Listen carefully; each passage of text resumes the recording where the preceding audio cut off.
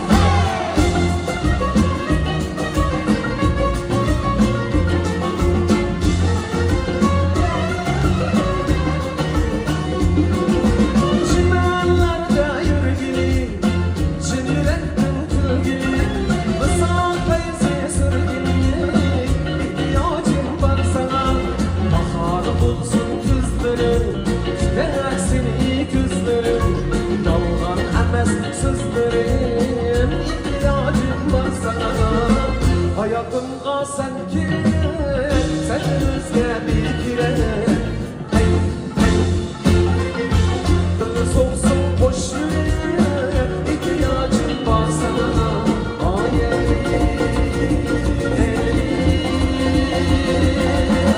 ihtiyacım var sana. İhtiyacım var sana.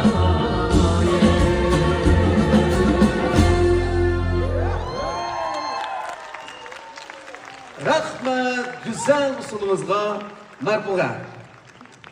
Allah'ım Merpuğa'ya bir alkış ayrım gerek. Ayrım.